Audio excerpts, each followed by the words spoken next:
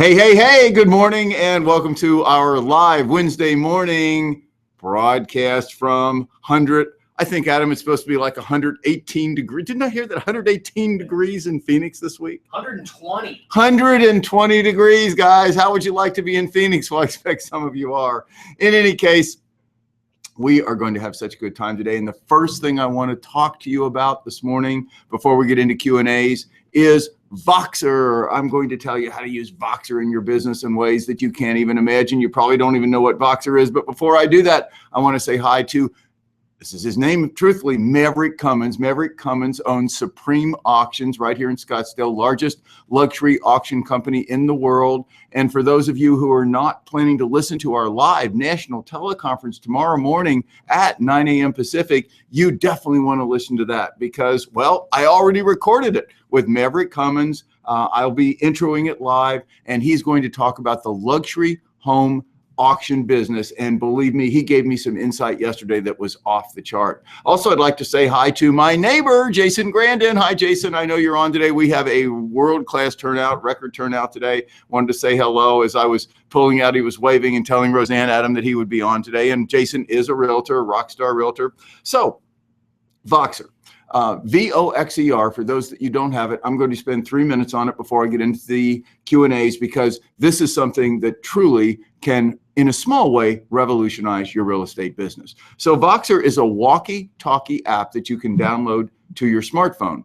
We use it here at Real Estate Mavericks, and I have several Voxer coaching groups where every day, 5 days a week, I do a 5-minute audio that is delivered to each of my Voxer coaching groups on some real estate subject. For example, this month in June, I'm doing a whole series, 20 Voxers, that's 4 weeks, 5 days a week, on non-traditional real estate. I'm covering all of the non-traditional real estate firms, all of the non-traditional real estate models, and talking to you about how you can compete against them and how you can actually develop your own micro non-traditional model as well.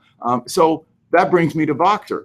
Voxer, number one, if you're not in my coaching group, call 480-998-9900 or email help@realestatemaverics.com and we'll put you into one of my Voxer coaching groups. Number two, download Voxer. Even if you don't get in my Voxer coaching group, which I can't imagine why you wouldn't do that, but download Voxer, and here are the uses for Voxer in your real estate business. Number one, if you have a team, you'll want to start a group, a Voxer group. Now, Voxer is free unless you go to Pro, and you probably do, and that's $3.99 a month.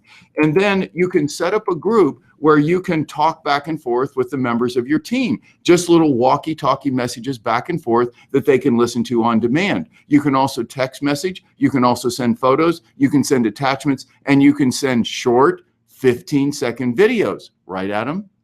15-second videos. Speaking last night, like Adam, COO of Real Estate Mavericks, sent me a Voxer message that auto-played while I was in the shower. I had it sitting right there on the table outside the shower. So I thought, I know what I'll do. I will send Adam my first video ever. I think they limit them to 15 seconds back in response as I got out of the shower. So here it is. Adam said I couldn't play this today. So you know I'm going to play this. You know I'm going to play this. So here it is. See, so this is me in the shower. You know, they're just obviously a top shot of me Voxering him a little video. Can we see that there on video? There it goes. Okay. They see it, Greg. There we go. Okay. I mean, you know, hey, at my age, look at those shoulders. Look at that cut. I mean, you should, that's true. I mean, and I work hard to make that look that way. In any case, other uses for Voxer. Let me get serious. We're just having some fun this morning. Great way to communicate with your team in a group. Great way to communicate with your team individually. Just walkie-talking back and forth, listen on demand. Great way to communicate with your clients. I know that if I were selling real estate today, I would definitely have each of my clients on an individual Voxer connection with me. And probably almost every day I'd leave them a short little like 30-second audio. Here's what happened. Here's what I did today. Here's what I was thinking about. Here's somebody I talked to about your home, just to keep that communication up. And it's so much more efficient than leaving voice messages or calling them, time efficient. And it's so much more personal than text messages or emails. I would also set up a Voxer group. This is what I would really think about. Actually, a Voxer broadcast group. Now, bear with me on this. This is a really good idea. A broadcast group is where you can only go, the people who are in the group can only hear you. They can't talk back. For example, I have 3 very large Voxer coaching groups, and those are set up where only I can talk, not everyone in the coaching group, because that would be so distracting if everybody in the coaching group could talk back, because everybody's Voxer would be alarming with audios all the time. So you would do the same thing as a farming tool. If I were farming today, I would definitely be doing this. You do something like this. You might put a community event newsletter out, the kind of thing I talk about all the time. And in that, you would announce how they could join your Voxer broadcast group. Now, what your Voxer broadcast group for the neighborhood would be, could be 100 homes, 200 homes, 500 homes, whatever, is you would every week just leave one audio Voxer, and maybe you would accompany that with some text messages and some graphics and things, but you could just leave the audio on the upcoming for the next week events in the city, like here in Phoenix. Everything that's happening next week in Phoenix, the new movies starting, new plays, new theater, whatever is happening that in the valley, we call it the Valley of the Sun, that people might like, then I would every week leave like a 3 or 4 minute quick audio just summarizing all that stuff for the neighborhood. No big promo on me being a realtor or any of that. I'd probably just finish every single one, everyone right at the end that says, hey, and by the way, if you're ever thinking about selling your home, learn how I learn how I sell homes for more than they're worth. Learn how I sell homes for more than they're worth. Give me a call. Just finish it like that. What a sticky, personal, interesting way to farm, where people sign up on this and it's just once a week they get this little 3-minute audio from you. So that's I think I would do that for sure. That would totally set you apart from other realtors. And then the last thing is I would use Voxer to communicate with the peripheral members of my team, like my mortgage rep, title rep, home inspection, the people, photography, the people that I deal with, my service providers. I would have them individually on Voxer as well. Great way to communicate, Voxer. It's free unless you go to the pro version. The pro version allows you to do both the groups where everybody can talk and the broadcast group that I just described. Lastly, please sign up for my coaching on Voxer. I think you'll really enjoy it. And do I have anything else? Yes, one other thing before we get started. In one of my Voxer messages the other day, I talked about the faster, better, cheaper rule. And so several questions came in about that, how to apply that in real estate. So the faster, better, cheaper rule is this, and it is that in most any product or service, you can have 2 of the 3, but not all 3. You can have faster and better, but not cheaper. You can have maybe better and cheaper, but not faster. An easy example might be, well, Nordstrom. We know at Nordstrom's, we definitely get really good quality, and we definitely get turnaround as quickly as reasonable. I mean, like almost sometimes same day alterations if you need it, but you're not going to get cheaper. Where at Kmart, you're going to definitely get cheaper. You might even get faster, but you're probably not going to get better. Well, in real estate, what I was talking about in the Voxer group is you need to have your own micro real estate model. And what I mean by that is you need to take the existing home selling process. And this is serious stuff now. This really is. Things are changing so quickly out there. This is the foundation of my coaching. It's helping each of my coaching students craft an individual micro model, like they're their own real estate firm that has various attributes, differences from the traditional system. For example, one of the things I'm really big on is pre-marketing. So we almost always incorporate a pre-marketing, a pre-MLS marketing component into the model, which is a differentiator. It sets my agents apart. There are numerous things that you can do in a real estate model to adjust that and make it different from the normal. I know the company that I built back in the 80s and 90s that just exploded in growth, YUSA, was one where we allowed home sellers to hold their own homes open.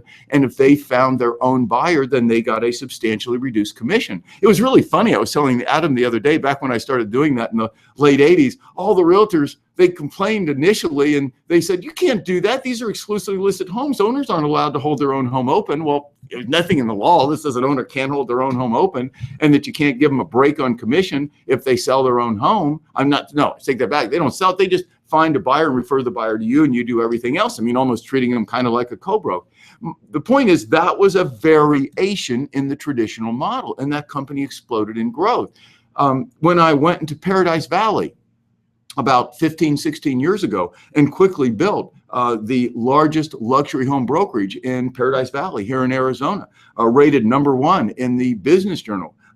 The way I did that was by having a different process for selling high-end luxury homes. I wouldn't do just the norm like everybody else. I had what I called my private home marketing plan. And there were several components of that marketing plan that I talked to home sellers about, several components that separated me so that I wasn't just selling myself. I wasn't just going in and saying, me, Greg Haig, I'm better than this person, and never criticize people individually, but I'm a better realtor for these reasons. It was more about my process for selling your home is better than their processes for selling your home. And what makes it so easy to compete, guys, is that most realtors use the same process for selling homes. They'll list it and they'll put it in MLS right away, and they'll put up a sign right away, and they do some online advertising, and they hold some open houses. And other than variations in advertising, that's pretty much it. They have really no other primary components or no variations to that process.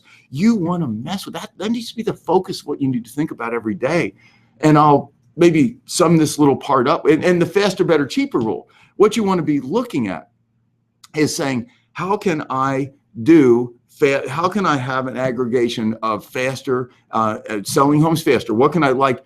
I sincerely believe to the depths of my soul that using pre-marketing strategies, building anticipation, building excitement, doing what Apple does, doing what Tesla does, it substantially increases the probability a home will sell more quickly. So that's faster. That's doing something different that's faster. I also, by the way, believe that because homes don't track days on the market during this pre-MLS marketing period, that it's better, because better to a home seller is getting a higher price. So I believe that that also meets that component as well. And then it's not cheaper, but the good news about it is that if you can prove to a home seller that you really do have a process that increases logically and transparently, and those are key words, where you can show a home seller, look at my process, look at how it varies. Look at how it varies from what the other realtors are doing. You're never talking about them personally, only their process. And you are criticizing their process. And it's always pretty much the same. And you're saying, look at how my process differs.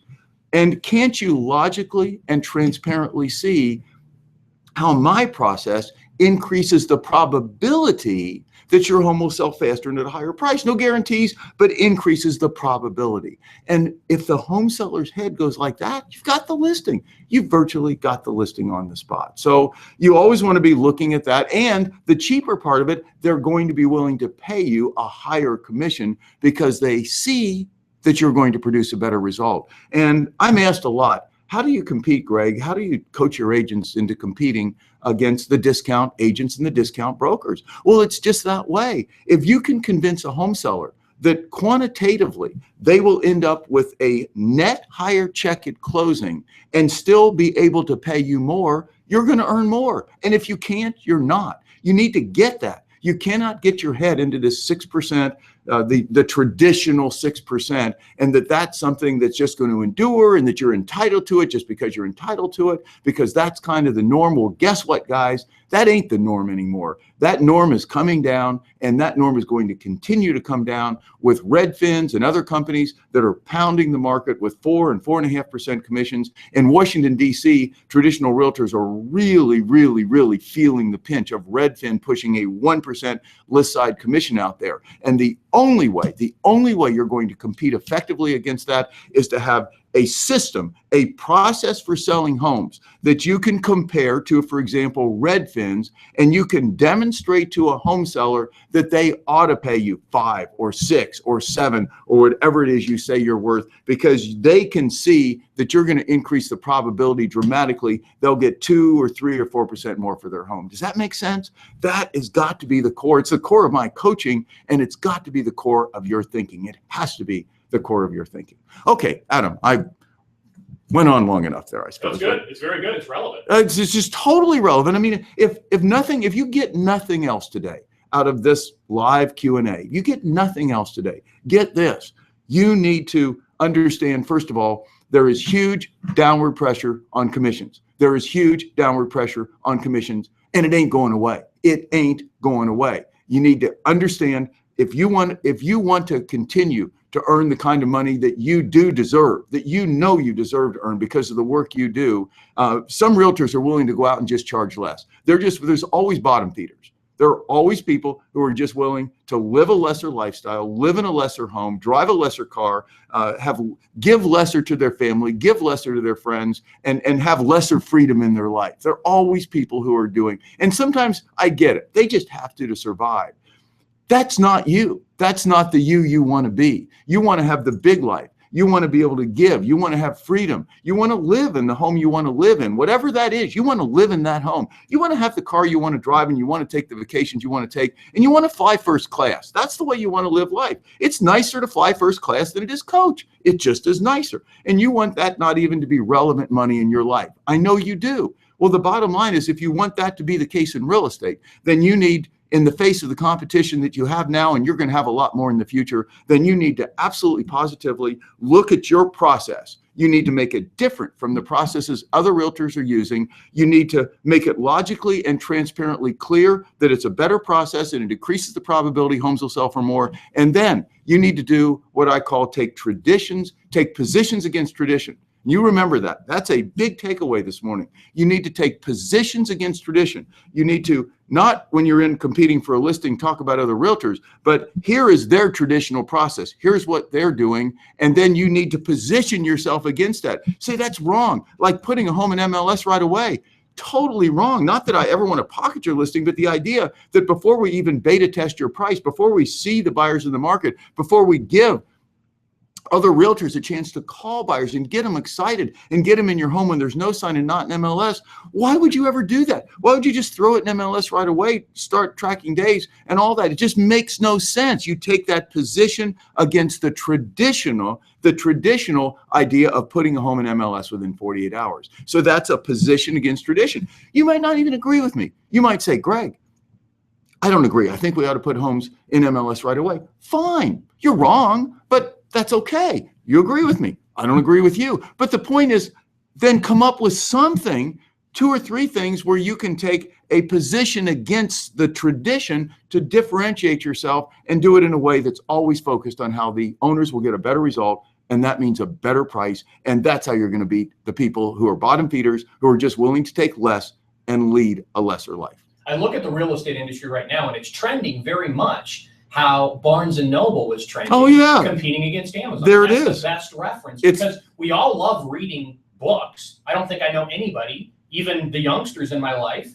that don't actually love reading a physical book. But the way you can purchase that book is different. I know. It's not the same as it used to be. Well, Amazon changed the whole world of retailing. Right. And they started in books, and they blew out Barnes & Noble because Barnes & Noble, and this is such a good lesson, Adam. Barnes & Noble, they had it. They had the name. Amazon was nothing. You have to go back to the day that Amazon was nothing. I'm old enough. I remember that. I'd love to go to the Barnes & Nobles. I'd sit and have coffee and look at the books and all this stuff.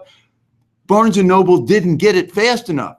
They didn't get what was happening fast enough, and it cost them. And they're just closing everywhere. I mean, it's just like almost an irrelevancy now. So you're so right about that. Don't be a Barnes & Noble in an Amazon world. And we talk a lot about that in our coaching, and that even in our coaching, I'm not omniscient. I don't know everything. I'm just trying to stay out there. See, for example, next month in my Voxer coaching, Adam and I talked about should that subject be, and we talked about maybe that should be modern digital marketing for realtors. You know, those modern, the Instagram, Snapchat, hitting the Gen Z, demographic out there, like with Connor Blakely. You know, the things that are going to keep us as a coaching company ahead of the curve. It's not easy. Right. I mean, this stuff is not easy. Don't think this is like easy for us either, but at least we're cognizant of it. We realize this business is changing, and we realize how important it is to stay ahead of the game, and you need to do the same. Absolutely. Yeah. Okay, good. Okay. You ready for questions? I am. This is another $100 challenge day. The $100 challenge means that anybody that can stump me with a question is going to get a PayPal $100, and that question though has to be about like real estate strategy and success. It can't be some of the ringer questions we've gotten in the past. The goal is to have somebody ask you a strategy question where you just are not sure what it is they should do. Yeah, where I just say, well, so let's just and I love that because do I get in on that $100? You do not, because you know the depths of my soul. You know the gaps in my mind, okay. right? All right. So let's rock it, guys. Okay, we got a ton of questions. Yeah, okay. So rapid fire. We got rapid fire. All right. I will not oatmeal this today. Okay, here we go. By the way, I got to say one other thing. Speaking of, no, this is really important for you. Speaking of these non-traditional strategies of seeing differences in models. So we were talking about Amazon. So a few years ago, I did a project with my son, Brian. And Brian, I hope you're listening in today. Brian is one of our coaches in California, coaches with Real Estate Mavericks. He's fantastic, does a great job. I'm so proud of my son. So we had an idea, and that was that people, as Adam just said, people love to read books. There's so much good knowledge in books, so many good ideas in books. The problem is they don't have the time. Right. I mean, reading books takes a lot of time. So there are book summary websites, and I subscribe to one. It's $300 a year so that I can get the nuts and bolts out of books. But we had what we think was a better idea, and we baited it, and it really went well. And what it is to take the best books in business, as an example. You could do it with any category, and to not do summaries, but to do takeaways. Take the 3 best takeaways out of the best books ever written in business. The things that if you read the book, you'd actually go out and practically apply today. You'd actually apply these things. So we thought for fun, father-son project, we do that for a year. But instead of putting them in writing, we thought, why not put them in what we call dead time learning? Dead time learning is where you can be exercising, driving, doing something, and listening and getting the message so that it's total, you're not wasting any time at all. So what we did is we took the best takeaways out of 17 business books, 3 great takeaways, practical, applicable, and we put them in 2-minute audios. I went to the recording studio every week, did that. And if you'd like to see, and then we have the coolest phrase that we ended every one with. You ready for this? This is rapid fire books. And this shows you the power of a compelling message. When you're hungry for knowledge, but starved for time, rapid fire books. When you're hungry for knowledge, but starved for time. So good. Pretty good. Yeah. So good. So when you want, so the idea is that in our view, now I'm a real estate guy, so I didn't turn that to any big business. I did it. You can go to rapidfirebooks.com. I did it just as a fun project with my son. They're all there. You can sign up. It's totally free. And you get those audios. You get one on Monday, Tuesday, Wednesday each week. You get a book a week, and it's dead time learning. But the idea behind that, and then I'll get to questions because I know we have a lot, is to be thinking that way, be thinking about real estate that way, the way that Brian and I thought about the book world, that I've thought about real estate all my life, and even my book on fathering, and we'll give a few of these away today. In fact, the first 10 of you that would like my book, How Fathers Change Lives, just email help@realestatemaverics.com. Say, I'd love a copy of How Fathers Change Lives. I'll sign it off and send it to you. But when I wrote this book a few years ago with the help of Brian, and can everybody see this okay? Yeah.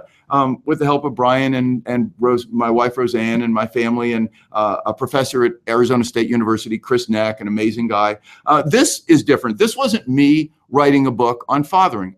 Number one, I think I've been a good dad. I've really tried hard with my 3 sons and my nephew, but certainly I'm not qualified to be like write a book on fathering. However, I felt like a really interesting model that I'd never seen done was, why not share the best stories and best lessons that kids from 7 or 8 years old up to, fathers long passed away that are in their 70s and 80s, the best stories and best lessons they ever learned from their dad. I thought that might be a pretty good guide for fathers to hear directly from kids as to what they got from their fathers. So we wrote this book. And again, this is the only book on fathering like this. It breaks the traditional mold of books on how to be a good father, where one person would share their strategies on how to be a father. What a great gift for Father's Day. Oh, that's right. Like that's 4 days away. Sunday. That's Sunday. So yeah. So, if you'd like to give this to your father, it is on Amazon. Yeah. So 10, we'll give it to you. Here's the deal. That you're absolutely right. And what is today? It's Wednesday, so we can still get these out. First 10 of you, help@realestatemaverics.com. if you'd like me to autograph this to your father, just put in that email how you would like it autographed, and I'll get those out, and I'll have Paige put those in the mail today so that you have those. We'll try to get them to you by Friday. The first 10 of you that go into help at Real Estate Maverick stock. It's right. It's Father's Day on Sunday. Or search it on Amazon if you want to buy it. Yep. Or search it on Amazon if you want to buy it. And by the way, it got like 60 some 5-star reviews. Awesome. Okay. Question. Real estate. The reason we're here we go. Okay. I'm ready. You bet. Okay. Diane. I think Diane's written in before. I'm sure she has. I think she's trying to win the $100. Okay, here we go. In your process, does the home ever sell before it hits the MLS? And if so, how do you know you got the seller the highest price? Okay, great question. Well, of course, what Diane is referring to is my 22-step, 29-day process for pre-MLS marketing process. I call it my 29-day fast sale plan. Does not mean that all homes will sell within the 29 days. The idea, just for those of you that aren't familiar with it, the idea between this, it's 22 pre-marketing steps that a realtor exercises over 29 days before putting a home in MLS. There are many reasons why I recommend that, or some variation of it. You don't have to do that one. That was the one that was featured in Forbes. I'm very proud of that. It's gotten a lot of national recognition for being a new idea, a kind of a watershed idea in real estate. The idea is, to me, that here are the benefits to it, and then I'll answer your question directly, Diane. The benefits are, number one, that buyers are in a higher price frame of mind when they feel like they're among the first to see a home. When they feel like if you call a buyer, think about this, you call a buyer, you have a buyer you're working with, and you say, hey, I just found out from Greg Hague that he just listed this home, no sign, not in MLS yet, nobody's seen it yet. First showings are this coming Saturday, and he told me about it. I'm in his VIP inner circle, and that's one of the things I teach, is one of the steps. You build this, essentially your own MLS. These are not pocket listings. You build your own group of agents, everybody in the community who sells homes, and you notify them as soon as you get these listings. Well, they then can call their buyers, and buyers love that, and then everybody gets to see it on this first Saturday. So the answer, and what are the advantages? Well, the advantages are clearly you get social proof, you get fear of loss, you get buyers who are feeling special. They see it's not actually an MLS or a sign yet. And one of the really big benefits is the owner gets a chance to beta test their price before it goes in MLS. So if they're wrong, which they often are, if they're wrong, it gives you a chance after this pre-marketing process to sit down with the owner. They can see the number of people that came through. You can give them comments from realtors. And if they do then decide to go in MLS, they can go in at a more intelligent price. So the question is, do homes ever sell within the 29 days? Yeah, actually, over many, many, many years that I did it, I was selling about 40% of the homes during the 29-day period.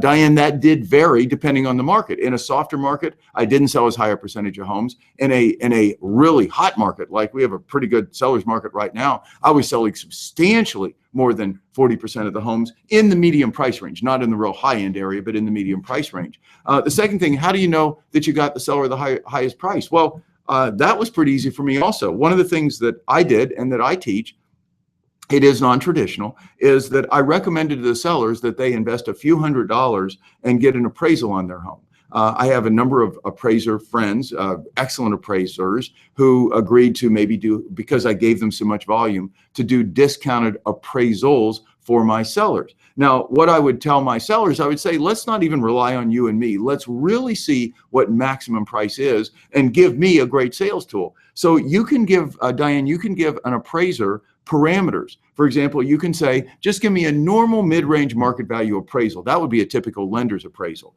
You can say, give me a quick sale appraisal. Like right now, what will this home sell for if we put it out there likely to sell for in like 10 days? What number could we sell it? Appraisers do that sometimes, quick sale appraisal. Or give me a maximum price appraisal. That is everything being right, buyer being in the absolute best frame of mind.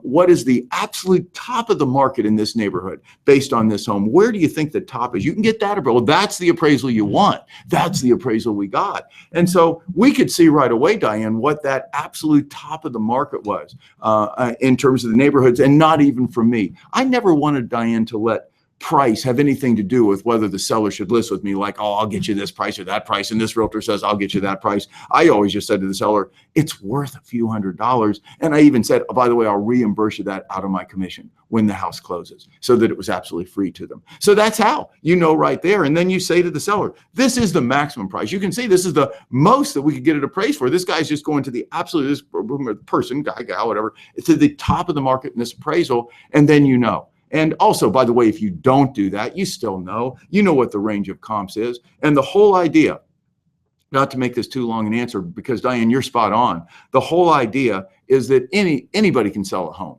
A seller doesn't need a realtor to sell a home. Don't get offended by that, guys. I've been a realtor all my life, since I was 18 years old. But a seller doesn't need a realtor to sell a home. A seller needs a realtor. And by the way, a seller doesn't need a realtor to protect them. They can hire an attorney, and I am an attorney. So I know that. And they can hire an attorney a lot less expensively than 5 or 6% of the value of their home. So they don't need a realtor to sell their home. They do not need a realtor to protect them. They don't even fully understand that, but you should. What they need a realtor to do is to maximize the price of their home. That's what they need a realtor to do. If they price it low enough, it's going to sell, and they don't need you, and they can hire an attorney to get it closed or just take it to a title company. So bottom line is, you do want to be focused on just what you're thinking. You want to show them what the range of value is, hopefully get the appraisal, if not, show them. And then the whole idea is to bring that home in at the top end of that. And so you'll know. And let me just tell you this also, one last thing. How do you ever know? So it's a good question. Say it's in MLS. Say an offer comes in. The fact that it's in MLS doesn't let you know for sure that this is the best price. Another buyer could come along in 3 weeks who likes the home better and pay more. MLS is no magic bullet. MLS is a tool. I so believe this. I'm not against MLS.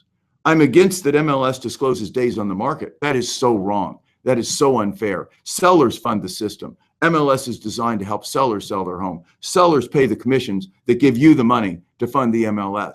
It should not disclose days on the market. Days on the market are nothing but harmful to a seller. That being said, and by the way, MLS should not disclose price reductions. Why should it disclose price reductions? That's, again, harmful to a seller. For a buyer's agent who's representing and going to share with a buyer a series of price reductions, it's only going to cause a buyer to offer less, to smell blood in the water. My point, though, is that MLS, I'm not all against MLS as a overall tool. I'm just against those two things. But what I am against is using MLS indiscriminately, just feeling like MLS is a solution. I'll leave you with this. My view is MLS is a strategy to be used at an appropriate time. It is not an overall solution. A for sale sign is not an overall solution. Running a few online ads are not overall solutions. Strategy is the solution. Good strategy is the solution. Okay, Adam. You got questions pouring in. You got to speed it up, big dog. Okay, I'm sorry. We ready? Right, we're ready. All right, Maverick, let's do this. All right, so we've got Jason. Jason says, I keep hearing you talk about non-traditional real estate models. Mm-hmm. Is this a legitimate threat to us 6%ers or just hype? The last thing I want is to be forced to become a discounter. Yeah, well, great question, Jason. And so my answers are these. First of all, what is a discounter? That's interesting because using the word discounter implies that 6% is the proper number, the proper percentage that should be charged to sell homes. I'm not saying it's not. I'm not saying it is. I'm just saying that the fact that one would take less than 6% and that would tab one a discounter, that's an interesting observation to me. I try to think a little bit differently. And what I think is this: what if I had a home selling process? This is just a what if. What if I had a home selling process and that home selling process truly was one that sold homes faster? I mean, and it was one that was so efficient that I had to spend almost no money to get my home sold. For example, I'm thinking about putting up a website. I'm not going to go into details on it, but it's a very different kind of website that will attract buyers like a magnet. I mean, it'll blow Redfin away, and that realtors can put their homes on it for a very low price as a service to the realtors that are in my world, and that buyers will be all over it. And my concept there, Jason, with that website is that to help realtors dramatically lower their costs of marketing homes. So if you can dramatically lower your cost of marketing homes and also have those homes sell more quickly, then you charging less than, we'll say, 6% in a scenario where you can actually earn more, is that a bad thing? No, I'll just leave that at that in terms of the discounter. So that's one observation.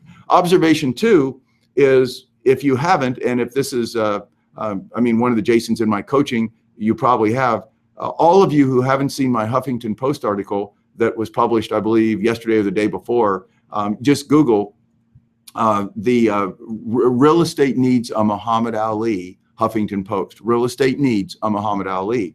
And I talk about in there, I observe many of the defects in the traditional real estate system and how they are so hurtful to home sellers and to realtors. This is not a thing where I'm taking the side of a home seller. And by the way, I'm not taking the realtor's side. This wasn't designed to be that. This was just to be an objective article on how the structure, the way this business is structured, is so screwed up. And in fact, I start with a quote from Gary Kelman, who's the CEO of Redfin, about the real estate industry, or the real estate is the most screwed up industry in America. And I'm no fan of Redfin. I'm just talking about how I believe that is absolutely true. I believe there's so many dysfunctional aspects to the way it's structured. I mean, how ridiculous is it, for example, that you, Jason, are gambling, that you spend the money, you spend the time to market a home, but the seller controls the result. It's a pure lottery. I mean, and the seller has no upfront skin in the game. I mean, that's totally wrong. Is it right that a seller of a $900,000 home pays double the commission at closing as the seller of a $450,000 home? Does it really cost us twice as much time and twice as much effort to sell a $900,000 home? I don't think so. I think that the time and effort involved is largely a matter of the seller's realism, how realistic they are in price, not the price range of the home. So there's observations, and it cuts both ways. So that being said, those are just a few, kind of mavericky observations. This idea of non-traditional real estate, the commission coming down, it is happening. It's going to happen. And here's why. There's the 6% model is going to go away. I'm sorry, it's just going to go away. If you don't like me, you don't believe me for saying that, I'm sorry, it is. It's going to happen quick. I believe that within 12 to 18 months, in the percentage commission arena, 5% is going to be more of a baseline than 6%, because of companies like Redfin that are charging 4.5% or 4% in the Washington, D.C. market. There's a lot more of those that are starting up. Surefield, I could give you a list. I'm doing a whole Voxer series on it now. So the bottom line is, what is discount? I think in 18 months, 5% will be a new standard, and discount might be 4%. You know what I mean? So that's all I'm saying. And by the way, maybe you should do something totally different. Why shouldn't you be paid by the hour? Why a commission anyway? Whatever you feel you're worth as a realtor, maybe you offer sellers an opportunity to save hugely. On a $400,000 home, typical commission to be on the list side be $12,000, right? On $400,000 home would be, $12,000 just on the list side, $24,000 total. I got to tell you, if you went to a home seller and said, look, if you really believe in me, and you really believe in my process for selling homes, then I would like an upfront advance of $1,000 for advertising and marketing money.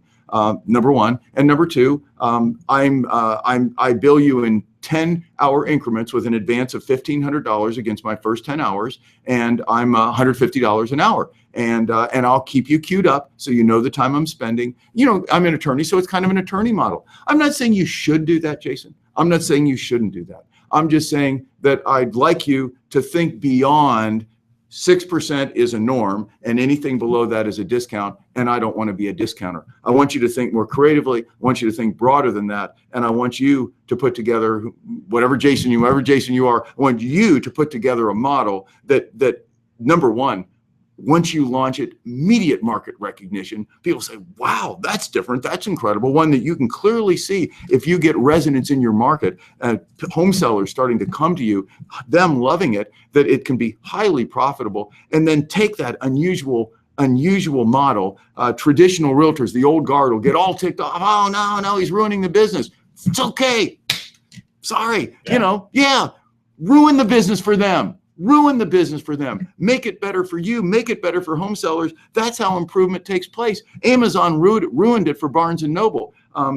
Ford ruined it for buggies and buggy whips, right? So, you know, and Apple pretty much ruined it for Microsoft in the selling computers arena. So friggin' ruin it. It's okay. That's what innovation, that's what creativity, that's what progress, that's what being modern is all about. I went overboard answering. Sorry, all fired up. But I went overboard in answering that. Sorry, that's Jason. Okay. That's okay. I think Jason. It's just I would just want you to be bigger, think bigger. Did that help, Jason? Let us know if that helped. Hopefully that helped. Oh God, he's gonna. I can't even. He laughed. He's like, I'm done. Okay, sorry. No, I'm just kidding. Sorry. Okay, so we've got Scott here. Scott right, says, Scott. do you know if just writing TBD to be determined as the list price in the listing docs is legit in AZ? I need the question again. Writing. Can you write in to be determined? Oh, to be determined. Yes. Okay. I thought you said TVD, and I said, oh my gosh, this is $100. I don't know what TVD is. TVD, to be determined. Absolutely. Yes. There's nothing in the licensing law that says price can't be determined. The licensing law does require that you have a definite end to the listing date. You can do price to be determined. That's not an issue. Do be aware of what a listing contract is. I'll just throw this out to you. Well, I know you know what it is, but just an observation on it. A listing contract is what's known as a unilateral contract. There are bilateral contracts and unilateral contracts. A bilateral contract is a promise in exchange for a promise. A typical bilateral contract would be, I offer to give you $2,000 for your car. You say, I agree to take that. That's a bilateral contract. It's a promise for a promise. I'm promising to give you $2,000, but I haven't given it to you. You're promising to give me your car for that $2,000. And so we sign a little thing, and that's not even necessary that we sign it necessarily. So that's bilateral. Listing contracts, unilateral. You're not promising to sell a home. The deal is simply that the owners agree to pay you a particular commission if you produce a buyer, if you procure a buyer ready, willing, and able to purchase the home in accordance with the terms of the listing contract. And one of those terms, of course, is price. So the only issue with TBD, to be determined, is that you would never be able to collect a commission from the seller until you arrive at that price. Now, that observation is just pure legal, because from a relevancy standpoint, you're never going to sue a seller anyway. How often do you ever produce a full price contract at cash that the owner doesn't take, and you'd have to sue them on commission anyway? And you wouldn't probably do that anyway, because you wouldn't want the bad publicity, and suing anybody is a total exercise in why I'm not practicing law. So do not do that. Don't go there. That being said, the answer is yes. You can have to be determined and then go ahead and get the appraisal and get it right.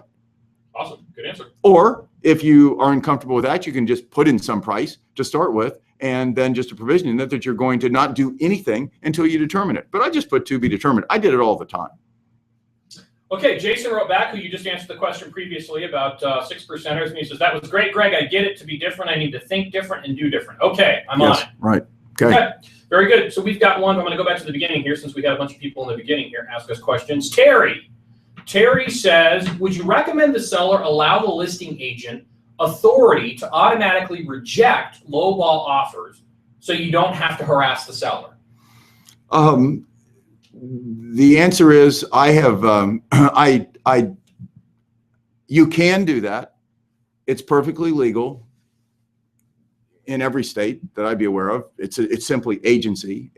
You're an agent for the seller, and if the seller gives you that instruction as an agent, that you have the authority to reject contracts that come in below a certain amount, then yes, you can do it legally. Would I recommend it? I would definitely, if you're going to do it, obviously get it in writing. Definitely get it in writing. And number two, have it be a fixed parameter that any contracts that come in below this certain price.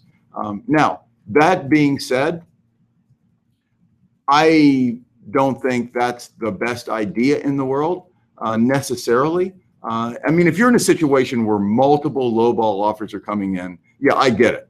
I would definitely do that. But if that's not the case, there are a couple of benefits to, say, harassing the seller, but informing the seller of offers that come in when they do. One of them is that just for the seller to know, just your safety factor, that you're letting them know. Letting them know everything you do is no big deal, but letting them know when written, not verbal, you don't even talk to them about verbal. Verbal means nothing in real estate. Now we're talking written contracts here. Let's be there. But when a written contract comes in, number one, there's some some, I would think that they ought to know. But here's the biggie. By letting the sellers know constantly, if this is happening a lot, that there are contracts coming in that are below the threshold that they would like to see, I would think if the seller is overpriced, that would be a powerful tool in getting the seller maybe to start thinking about price. So I'll just leave the answer at that. Would I recommend it? Maybe in certain circumstances, if you get a lot of that and you're clear and these are really ridiculous and lowball and the seller would just prefer not to deal with them. But do think about the other side of it, and the others, get it in writing if you're going to do it, but do think about the side of it that it might be helpful in letting the seller, give the seller an understanding that maybe their home is overpriced if in fact it is. Okay. Excellent. Excellent advice.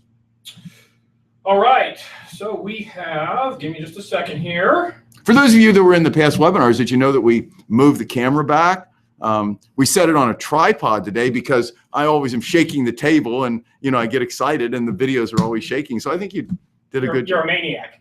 Well, I don't know about that, but everybody sees my videos. I can't stop the hands. And so I keep them down here and it shakes the table. So it's all good. Yeah, it's you all got good. A good setup. Okay, let's rock some questions. Okay, so we've got, let's see here, Jaylene. Jaylene. Hi, Jaylene. Jaylene says, it is a strong seller's market where I am working. Mm-hmm. What would be the number one thing you would say to potential sellers when basically they put a sign up and get multiple offers? Yeah, great question, Jaylene. And here's exactly what I'd say.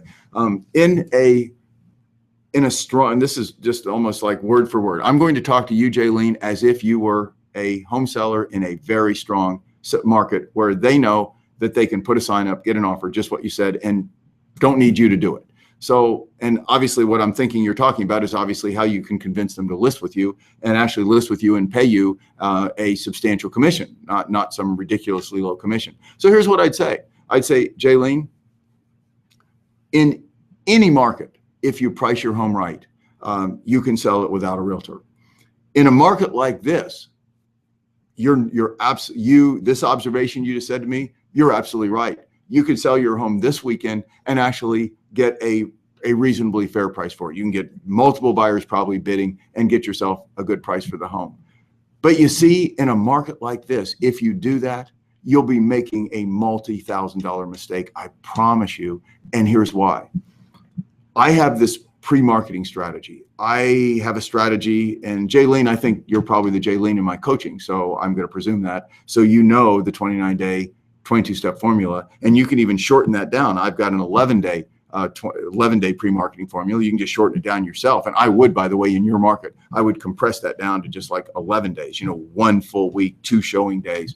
And the idea is, I say to you now as the seller, in a market like this, with so many buyers, so much demand, such a frenzy, people losing homes, the fear of loss, people seeing your home and really liking it, and it being the third one that they've seen and they've lost the 2 previous ones. That is so endemic in this market out here today.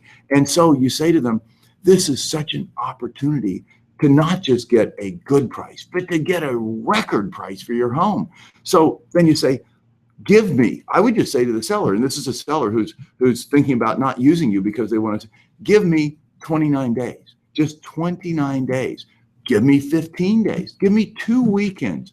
Let me do my pre-marketing thing. Let me use social proof, have people coming and going at showings. Let me use my negotiating skills. Let other realtors have the opportunity to call their buyers and give them a chance to see a home before it's in MLS, before there's a sign up. Because if you're going to sell it yourself, you wouldn't have MLS anyway. And let me just show you what I can do. And if you aren't happy, and set your commission, have it signed as a listing. If you're on the verge of losing it, take a short-term listing. In a market like yours, that's money in the bank. And then do that magic, run that process. The worst that can happen is you don't sell the home and they go on and do it themselves. I would think in your market, running an anticipation building pre-marketing process, leveraging all the realtors that have the buyers, you'll flood that house with buyers and end up having people bid and negotiate against each other.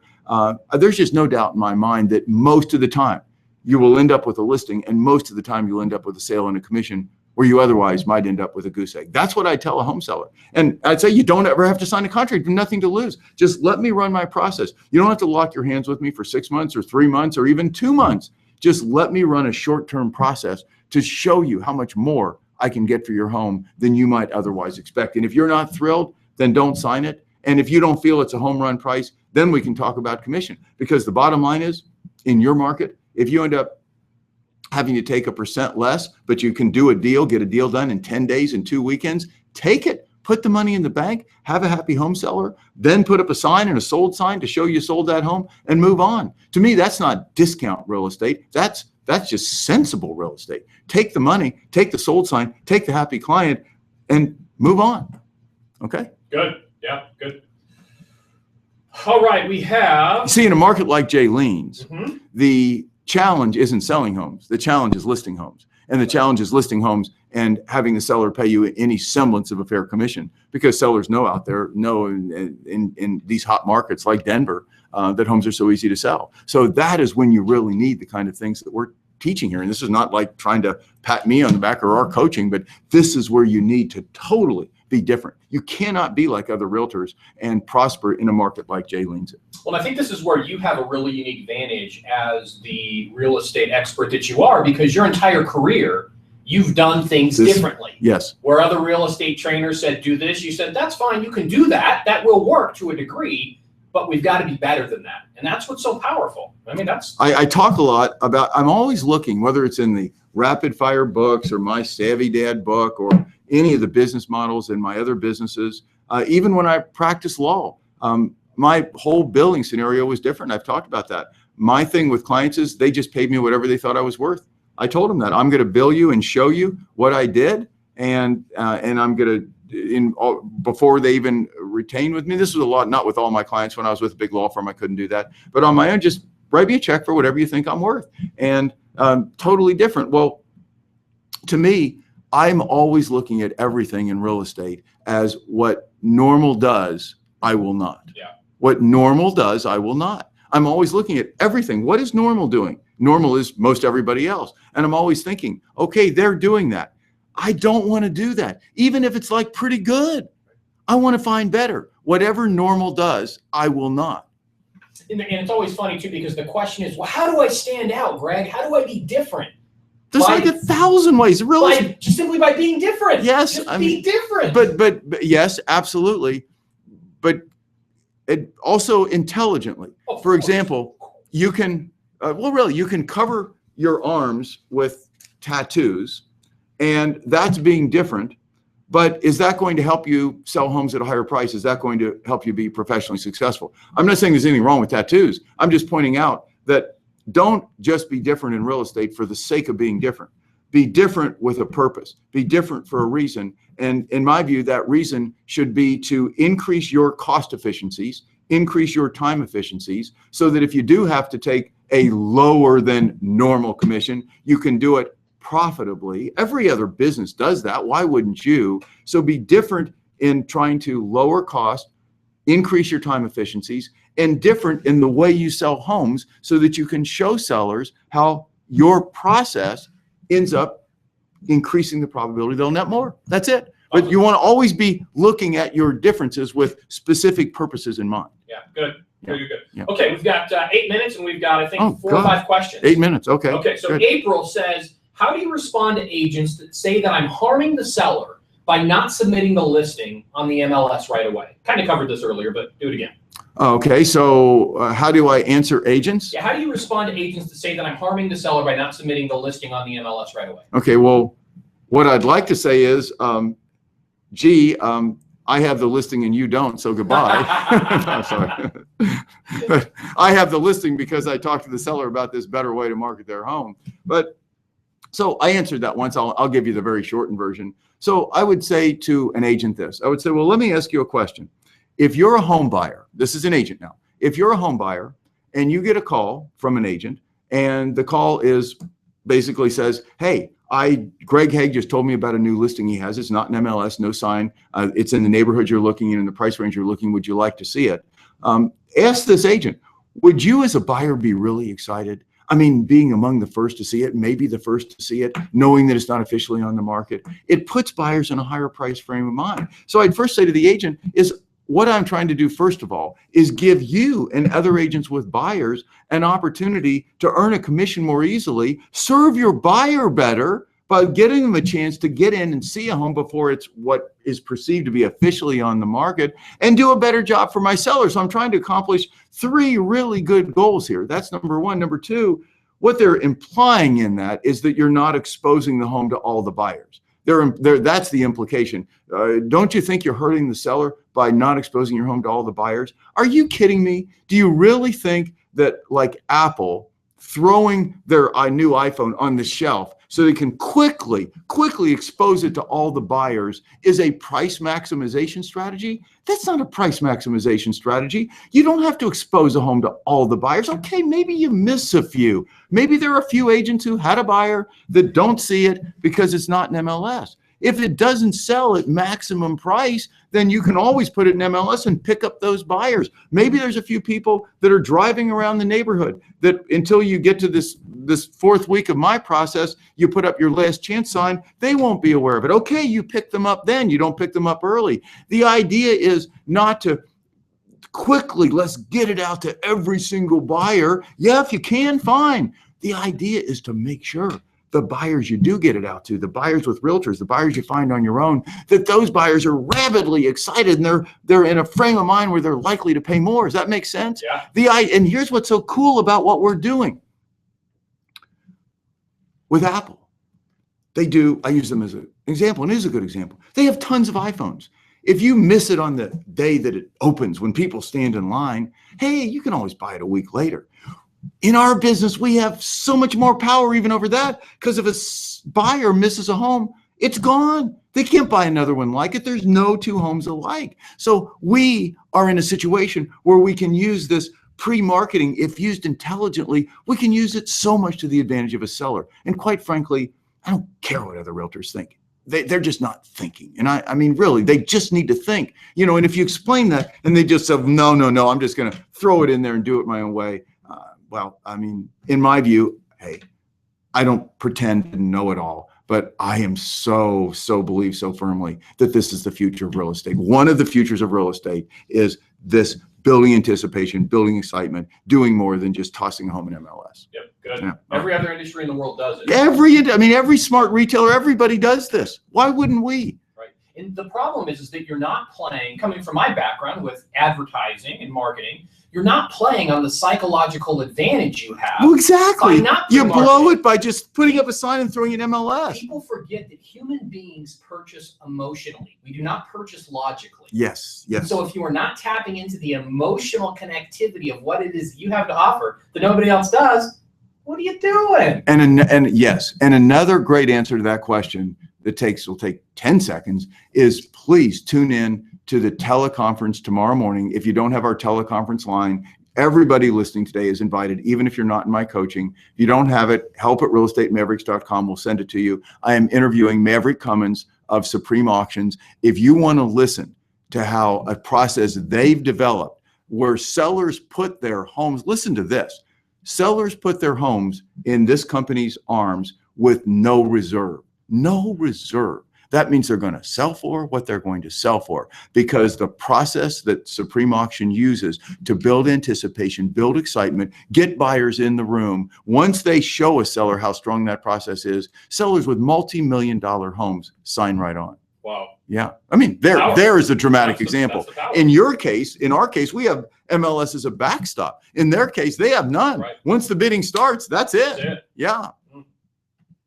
Okay, good. Anything else? No, yeah, we got a lot. Okay, so we've got, let's go with Gretchen. Gretchen says, how do I know if 29-day goes against any regulations in my area? I have heard some places require you to submit a home to MLS before you market, even fining you if you don't. Yes. The only place I have agents that I coach all over the world, and obviously all over the U.S. from east to west, and the only place that I understand that is a problem is in the Seattle-Tacoma area. The very backward, very outdated, broker-owned, little clubby MLS it's the Northwest Multiple Listing Service System up there. They have a rule. Now get this. They have a rule that you list a home, you can't market it, advertise it, you can't even tell people in your office about it until you put it in MLS. I mean, you talk about the antithesis of giving you control. And a seller, by the way, who wants to opt out of MLS up in that region, and that's the only region in the country that has that issue. But think about this. A seller who doesn't, for reasons, privacy reasons, whatever, wants to opt out of MLS, no. If they either have to sell it on their own, or if they're going to list with a realtor, it goes in MLS with one exception. They have a celebrity exception, a little known celebrity exception up in that market. And that is that if you're a big name like Bill Gates and you live in Seattle, that you don't have to be in MLS. But if you're not a celebrity as a home seller, you have to be in why? Little coattail broker owned MLS. They just hold right onto it, profit making. And boy, we went right in their face. Yeah. Article in the Seattle newspaper up there, and Huffington Post article I wrote about it. And we are going to change the way of the Seattle MLS for the agents we coach up there. We don't just hype stuff, we go after it. If Oh, we don't yeah. like it, yeah, we're about it. Yeah, and so I know of no other MLS in the country where there's any issue other than you typically have to get the sellers to sign off in writing that it's okay. All right, we have got Grant here. Okay. Hi, Grant Grant. says, Facebook advertising is clearly amazing. I keep Yes, it hearing is. about it from friends and other industries. Yes, it is. We use it. We teach it. I need help figuring out how to navigate Facebook's back end so that I can advertise. It's really intimidating. How do you recommend learning? How do you recommend I learn this? Resources, guides? Okay. Question mark? So I think we should, first of all, send Grant, if you'll just email and help at Real Estate Mavericks, request Adam's video on Facebook target marketing. That's where you would start.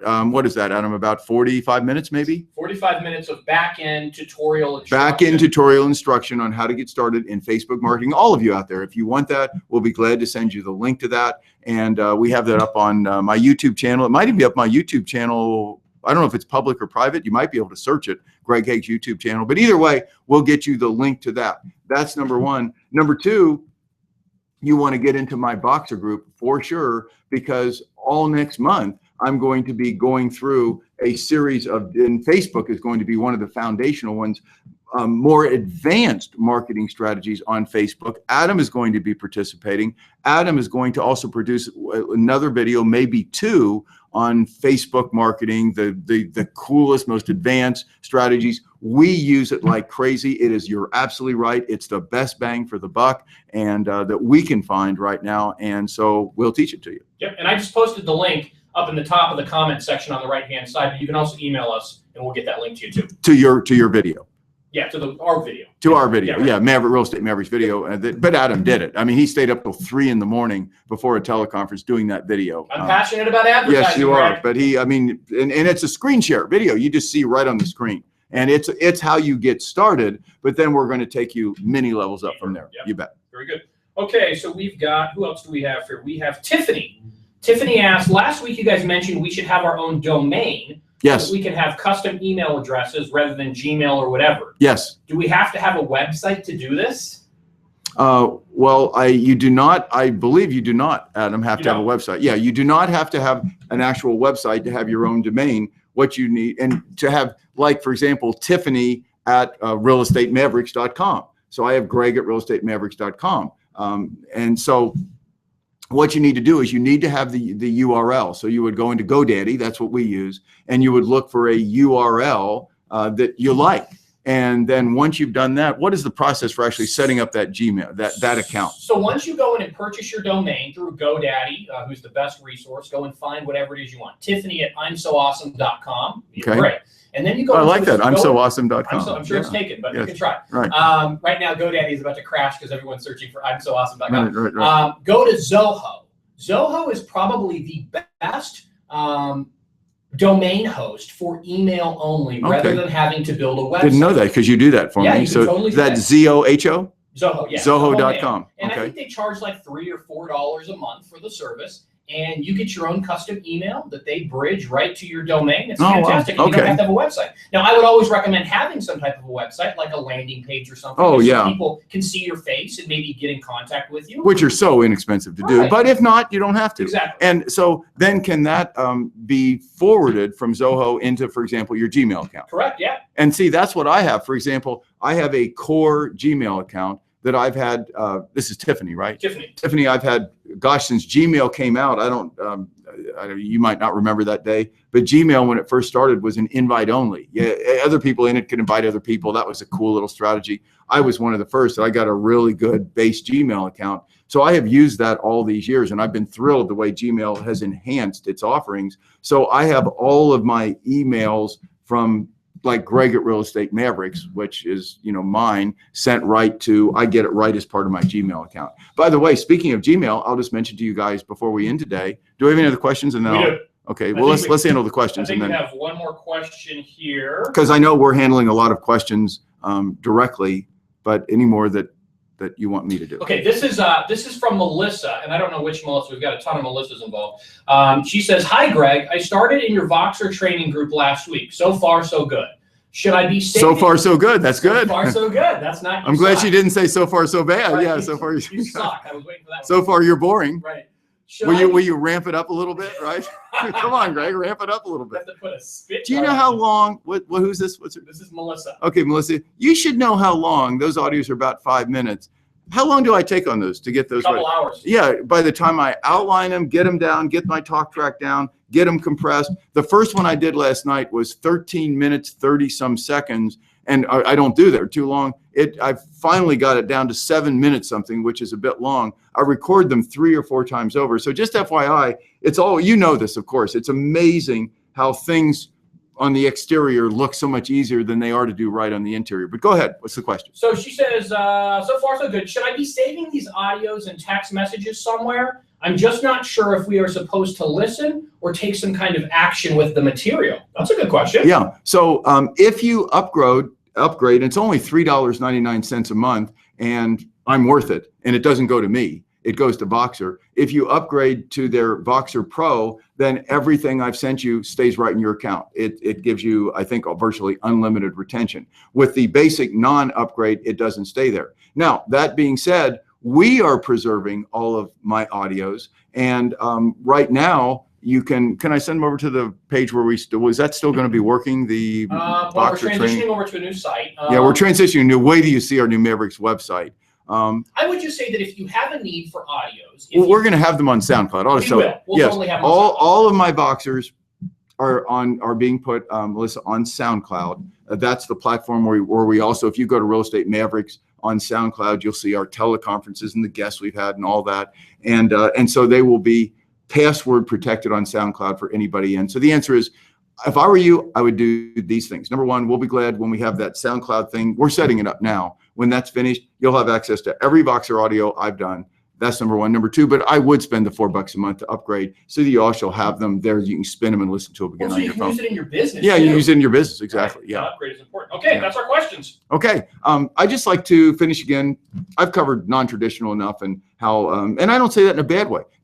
Every business, just to say this non-traditional thing, every business that is any kind of a business is always looking to break the box. And I mean more than get outside the box, to break the box. Where are those things in what we're doing as a business that can be done so much better, so much different? Not just better, but better different. And you should always be looking for that. I've talked about that. I don't need to go any more detail. I do want to mention a couple of other fun things for you. One is, I mentioned it in a Voxer. If you're not using Boomerang for Gmail, I found this a couple of months ago. Boomerang for Gmail, you need to do that. Boomerang for Gmail actually allows you, if you have Gmail, to take emails in your inbox and boomerang them. That is, go in and say you don't want them there right now, you want to deal with them later, and then quickly mark whether you want them to come back into your inbox in 2 hours, 4 hours, 2 days, 5 days, set a date, whatever. It also allows you, if you do the upgraded version,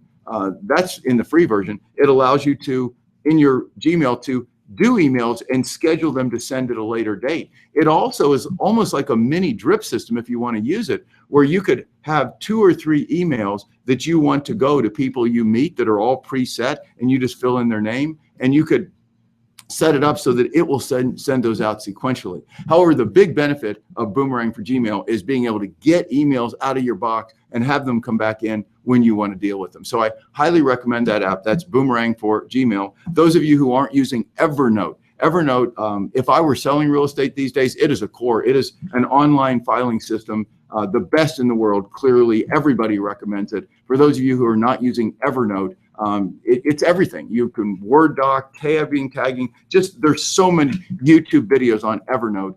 You should definitely check Evernote out. And the last one, everybody, I get a lot of questions, people asking me for what to-do list you use. There are so many good to-do ones. I'll just mention to you that I use one called Wunderlist, WUNDERLIST, Wunderlist, for my to-do list.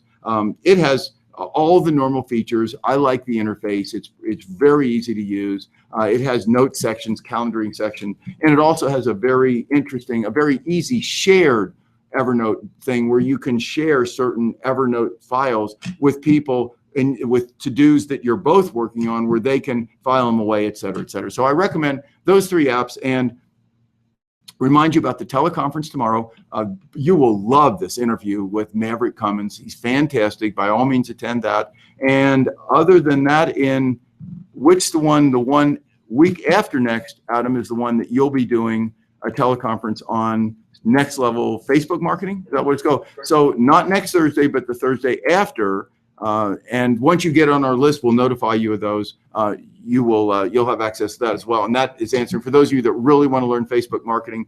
Watch this one first, and then you can sign in for Adam's. Okay. Yep. Hey, you guys, thank you for attending today. Did we run a little bit over? Yeah, we ran a little bit over. Sorry about that. Wanted to get all the questions. I will see you again next Wednesday. For you fathers out there, happy Father's Day. I know I'm really looking forward to it. And for those of you that would like a copy of How Fathers Change Lives for your dad, just help@realestatemaverics.com, and we will get those out later today.